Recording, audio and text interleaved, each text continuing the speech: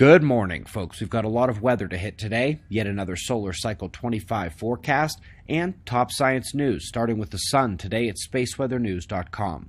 Looking at the last day on our star, we see things getting a bit more active, while the coronal holes continue to turn through.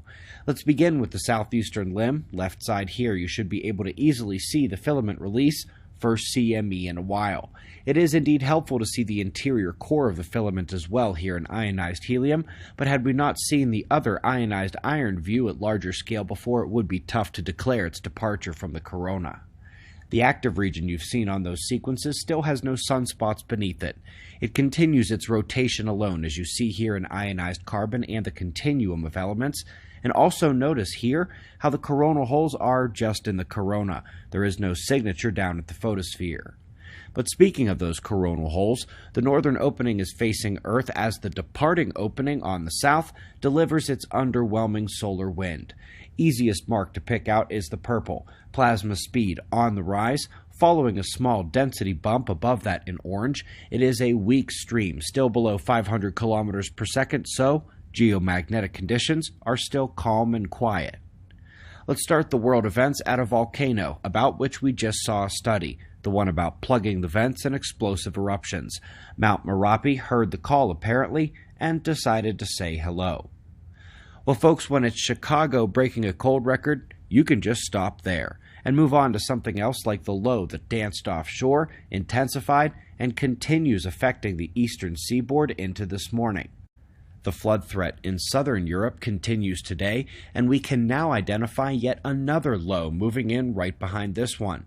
No break yet for this region, including the record flooded Venice we saw earlier in the week. Now, while we've been focused on the wildfires in Australia, they just saw another type of woe turn the Sunshine Coast into a winter scene. Hail came down hard and wasn't exactly pebble-sized either. Some motorists were very lucky out on the roads, and at this size we are again seeing these ice stones venturing into deadly size.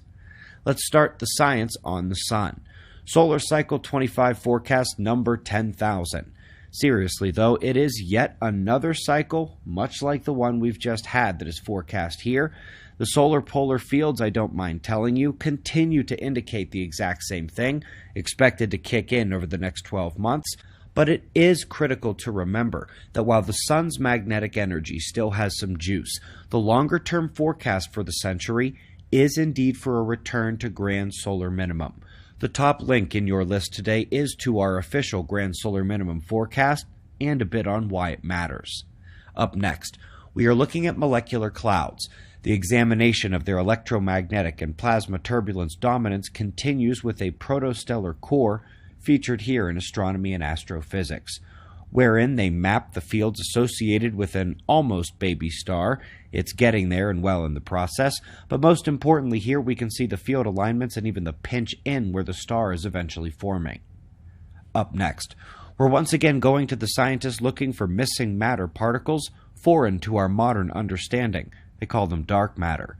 Today, it's the half of the crowd looking for the smaller and ultralight particles, and unfortunately for them, their parameter space just got nuked. Running out of options here, as well as the truth inches ever closer to realization that it's all just dusty plasma. This next one's gotta hurt. In Plasma Cosmology, the movie, we said it's like we're looking out into space through a kaleidoscope because of the dust and the electric fields. Well, our local stellar neighborhood is inside a dust cloud as well, and it turns out that it's playing tricks on astronomers in a big way. They say it's a large-scale magnetism of the structure causing their returns, meaning it's a magnetized dusty electric plasma field. The lines, the crystal patterns, the waves, all coming with it. And now, just as our interstellar region isn't empty, neither is the solar system. The solar wind plasma permeates the heliosphere, along with dust and gases, and embedded within the field are the electromagnetic fields, connecting the planets to the sun.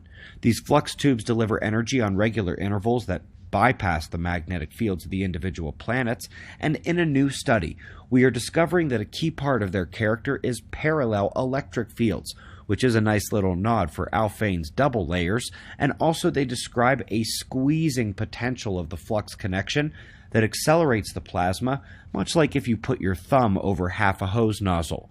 They do want to further investigate those accelerations and their earthly effects, which are critical aspects of solar climate forcing. But oh boy, that's another topic, isn't it?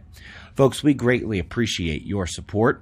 Website members, we got both your weekly Fly on the Wall podcast and Deeper Look video number 92 on the year yesterday. Lots to watch if you haven't had the chance. We've got wind map forecasts and shots of our star to close. We'll do this all again tomorrow, right here, but right now it's 4:20 a.m. in the new Valley of the Sun. Eyes open, no fear. Be safe, everyone.